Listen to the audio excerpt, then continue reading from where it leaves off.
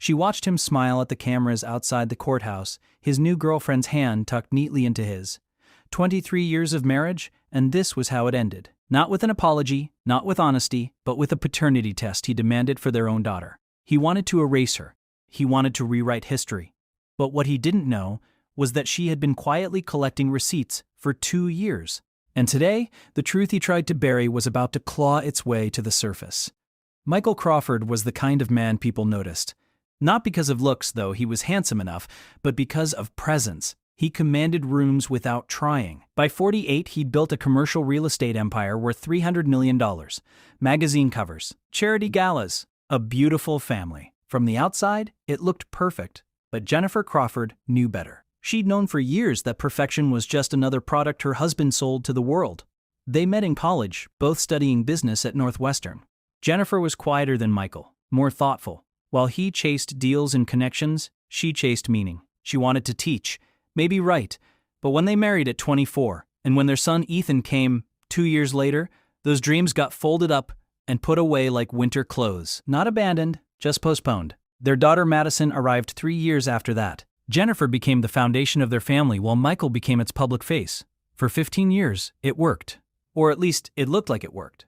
Jennifer ran their home with the same precision Michael ran his business. School pickups, homework, doctor's appointments, family dinners. She remembered everyone's allergies and favorite meals, and the specific way Madison liked her sandwiches cut. She organized Michael's mother's birthday parties and his business dinners, and made sure he never missed an important meeting. She was excellent at being invisible. And then, one Tuesday in March, she found the credit card statement. It was sitting in Michael's home office, tucked inside a folder labeled taxes, charges from hotels she'd never stayed in, jewelry stores she'd never visited, a recurring charge to something called Elite Executive Suites. Jennifer's hands didn't shake when she saw it. That surprised her. She thought they would.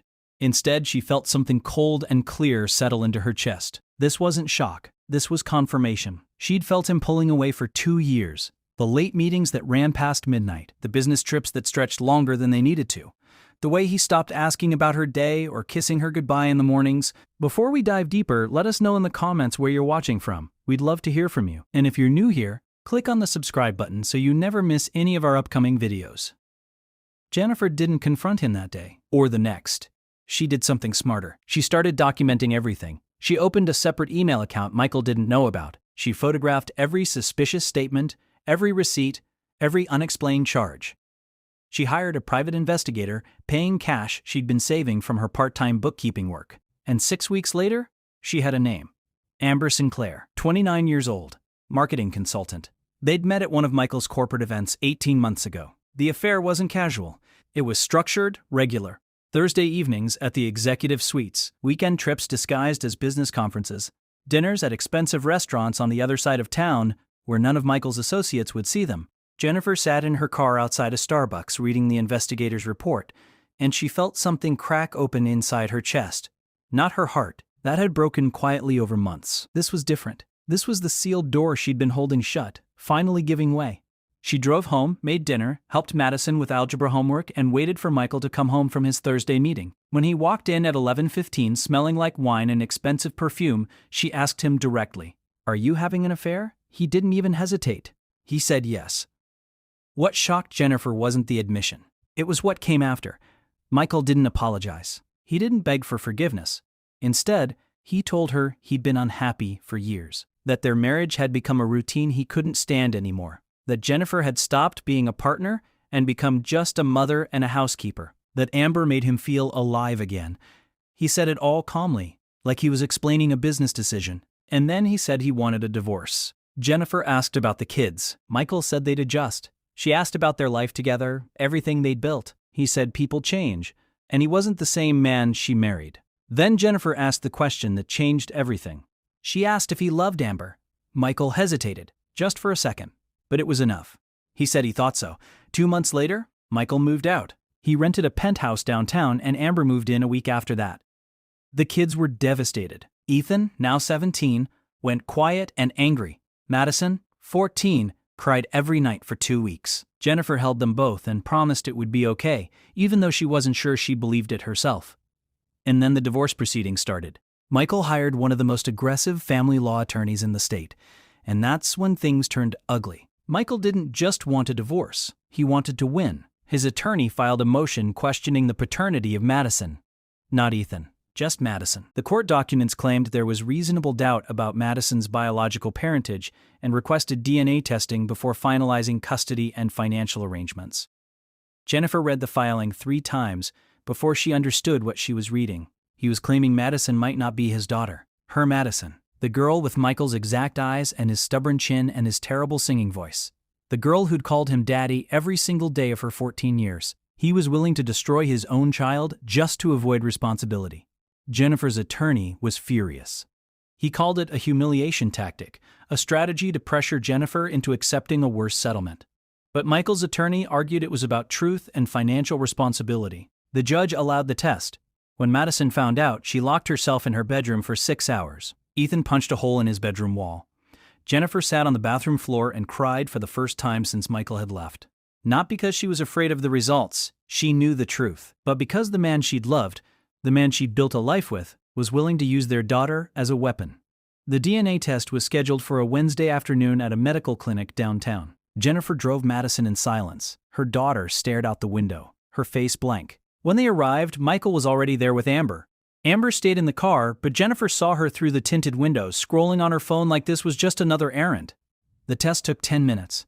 A cheek swab for Michael and Madison. A nurse with kind eyes who tried to make small talk that nobody responded to. Madison didn't look at her father once. When it was over, Michael tried to say something to Madison. She walked past him like he wasn't there. Results would take 1 week. That week felt like a month. Jennifer couldn't eat. She couldn't sleep properly. She lay awake at night thinking about what this was doing to Madison, to Ethan, to their entire sense of family and safety. And then on day 5, something unexpected happened. Jennifer got a phone call from someone she'd never met. A woman named Claire Dennison. Claire said she was Amber's college roommate. She said she had information Jennifer needed to hear. They met at a quiet diner on the edge of town. Claire was 31, nervous, and visibly uncomfortable. She apologized 3 times before she even sat down. Then she told Jennifer why she'd reached out. Claire said Amber had been bragging to mutual friends about her relationship with Michael, about the penthouse, the gifts, the lifestyle. But 3 months ago, something changed. Amber found out she was pregnant. Claire saw the text messages. Amber was panicking because the timeline was wrong. She'd been seeing someone else casually around the same time she got involved with Michael, a personal trainer named Derek. Claire said Amber was terrified Michael would find out, so she cut things off with Derek immediately and told Michael the baby was definitely his. Michael believed her. He was excited. He started talking about their future, about marrying Amber after the divorce was finalized. But Claire had stayed friends with Derek, and Derek had told her he was pretty sure the baby was his based on timing. Jennifer sat across from Claire, feeling like the air had been sucked out of the room. She asked why Claire was telling her this. Claire said because she watched Madison's name get dragged through the news. She said what Michael was doing to his daughter was cruel, and if he was willing to do that, he deserved to know the truth about the woman he'd chosen. Jennifer thanked her. She contacted her attorney that same afternoon.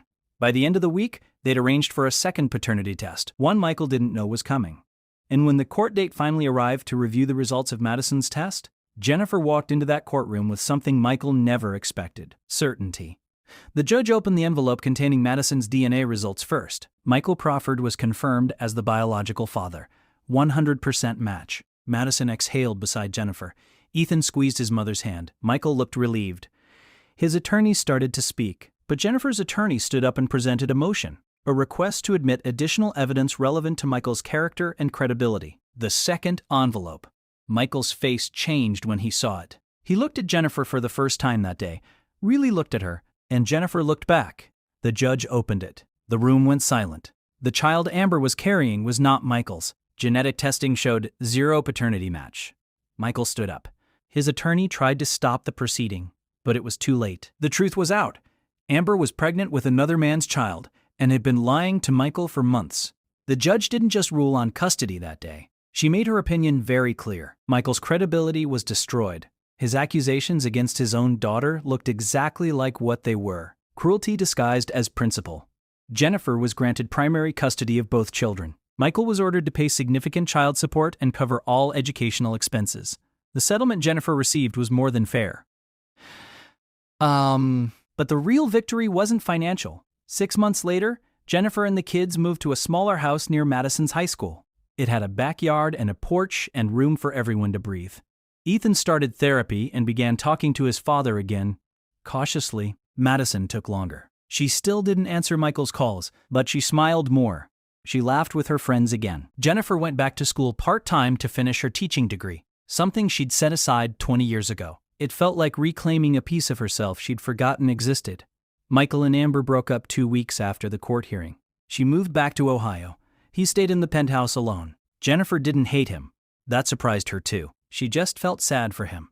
Sad that he'd destroyed something real for something that was never going to last. One evening, Jennifer sat on the porch with a cup of tea, watching Madison and Ethan throw a football in the yard. The sun was setting. The air smelled like cut grass.